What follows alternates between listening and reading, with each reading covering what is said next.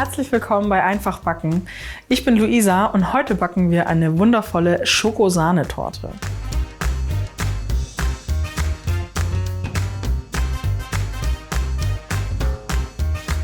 Und dafür brauchen wir Sahne, Zartbitterschokolade, wir brauchen Eier, Zucker, Mehl, Kakaopulver, Backpulver, eine Prise Salz und ein bisschen Kakaopulver als Dekoration. Und wir starten auch direkt und kochen die Sahne kurz auf, geben die klein gehackte Zartbitterschokolade dazu und das Ganze muss dann für 3 Stunden in den Kühlschrank. Wir hacken uns dafür die Schokolade ein bisschen klein, dafür nehmen wir die einzelnen Stücke und gehen mit einem großen Messer entlang und stückeln die einfach grob.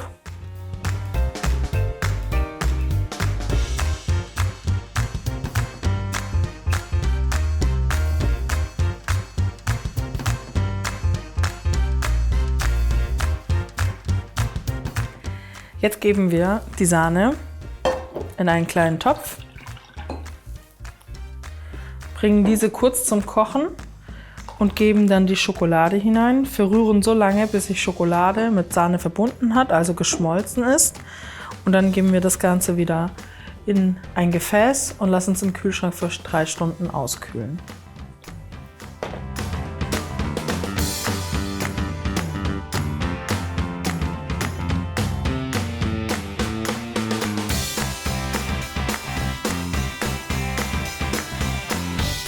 Als kleine Info für euch, diese Schokosahne, die hat nachher eine Mousse-ähnliche Konsistenz.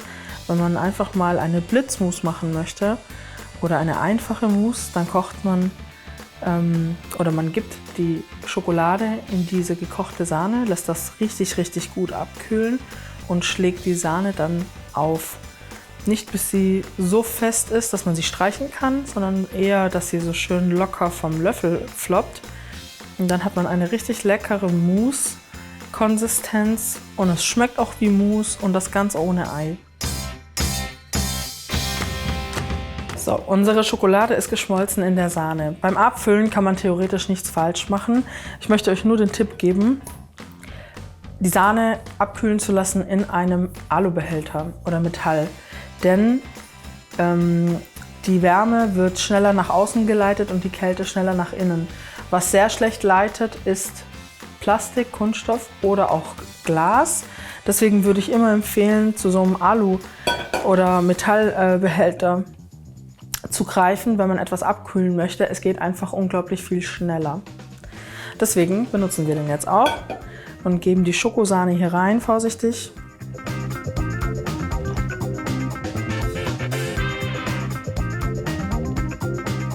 So. Man konnte eben gerade schon erkennen, dass die Sahne mit der Schokolade eine leichte Haut bilden möchte. Deswegen decken wir die Oberfläche ab mit Frischhaltefolie und zwar so, dass die Frischhaltefolie die Schokosahne berührt. So verhindern wir, dass wir nachher eventuell beim Aufschlagen so komisch zähe Hautfetzchen mit drin haben. So, und das kommt jetzt in den Kühlschrank.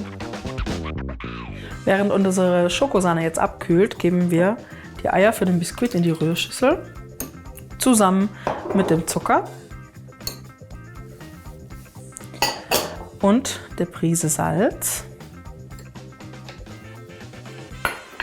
und schlagen das Ganze auf, bis sich die Masse verdoppelt hat.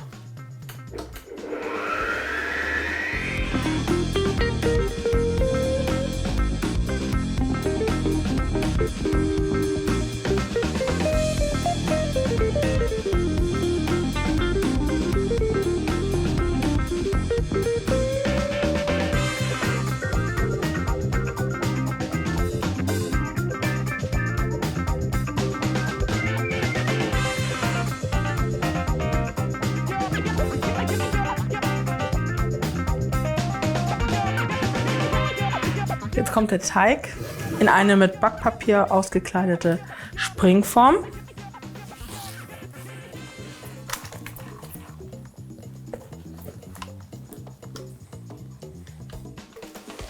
Und dann kommt der Teig bei 160 Grad Umluft oder 180 Grad Ober-Unterhitze in den Ofen. für ca. 10 bis 15 Minuten.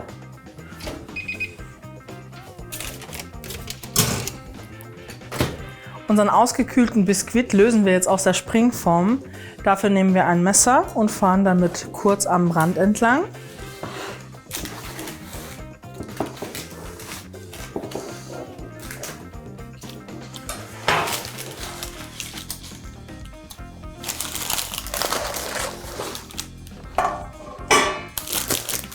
Lösen ihn vom Papier vorsichtig.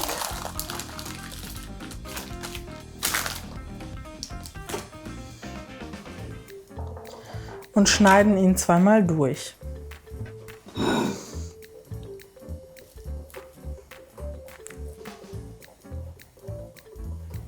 Passiert was? Ja, jetzt.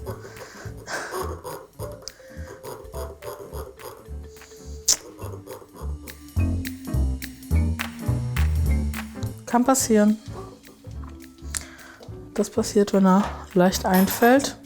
Also, wenn sowas vorkommen sollte, dass man den Abstand einfach nicht zu weit unten angesetzt hat und dadurch in der Mitte der Teig ein bisschen reißt an der ersten Schicht, nehmt euch so eine Palette, Riesenpalette zur Hilfe und schiebt euch langsam die erste Schicht hier drauf und lasst sie auch da drauf.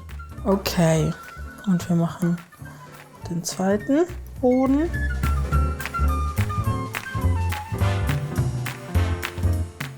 Den legen wir ganz vorsichtig hier oben drauf. Und den untersten geben wir auf unsere Tortenplatte. Für die Schokosahne haben wir jetzt die super abgekühlte Schokosahne-Mischung hier in der Form. Geben das in eine Rührschüssel.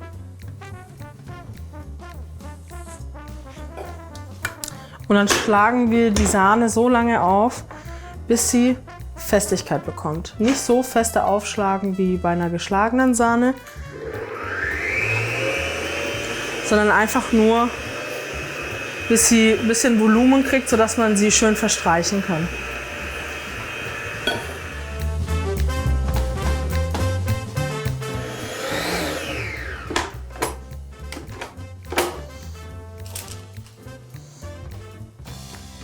So, das sieht gut aus.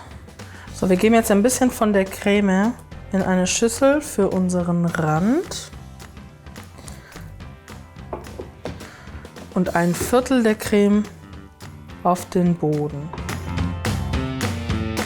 Ich habe vorhin noch schnell einen Tortenring um den Biskuit gelegt. Der gewährleistet uns, dass alles schön in Form bleibt und richtig gut im Kühlschrank dann durchkühlen kann.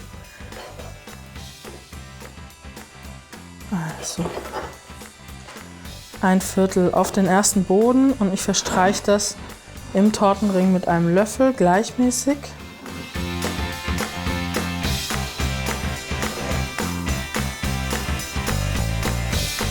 Und dann geben wir den zweiten Boden drauf. Drücken das Ganze leicht an.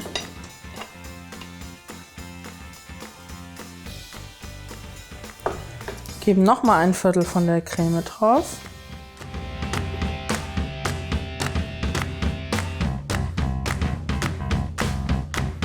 Und jetzt kommt unser Deckel, den drehe ich um. Ganz vorsichtig.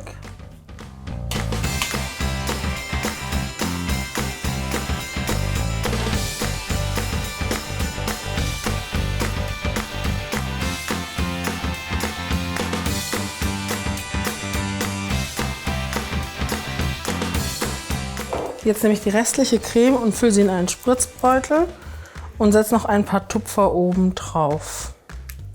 Ich schneide mir bei 1,5 cm den Spritzbeutel auf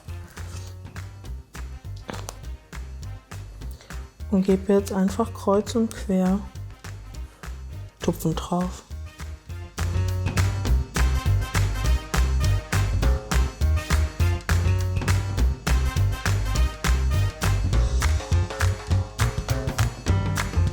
Die Torte ist jetzt soweit fertig. Sie kommt jetzt mit dem Tortenring zusammen in den Kühlschrank für mindestens 1 Stunde. Ihr könnt aber auch die Torte einfach am Vortag schon soweit fertig machen und über Nacht in den Kühlschrank stellen, damit sie richtig gut durchzieht und die Sahne mit der Schokolade Zeit hat, richtig schön fest zu werden. Die zur Seite getane Schokolade, die tut ihr einfach mit in den Kühlschrank und streicht sie dann morgen an den Rand oder später. Wir tun sie jetzt erstmal in den Kühlschrank und sehen in einer Stunde weiter. Unsere Torte war jetzt 1 Stunde im Kühlschrank, ist gut durchgekühlt und wir lösen sie jetzt vorsichtig vom Rand mit einem Messer. Dafür fahren wir am Tortenring entlang, ganz vorsichtig, und lösen vorsichtig den Tortenring.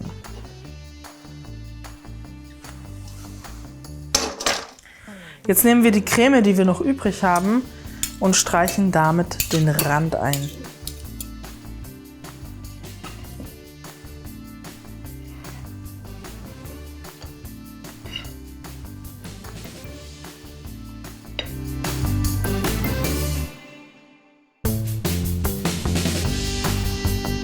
Und zu guter Letzt bestreuen wir noch den Kuchen oben mit ein bisschen Kakaopulver.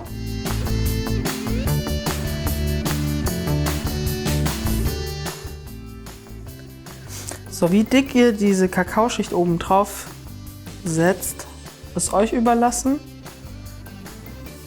Ich finde das immer ganz witzig, wenn man dann ein Stück Kuchen in den Mund nimmt, dann bleibt so der Kakao oben am Gaumen ein bisschen kleben. Finde ich immer ganz witzig beim Essen. Ein bisschen Witz gehört dazu. So. Und das ist sie, unsere Schokosahnetorte. Wenn euch das Rezept gefallen hat, findet ihr einen Link direkt unter diesem Video.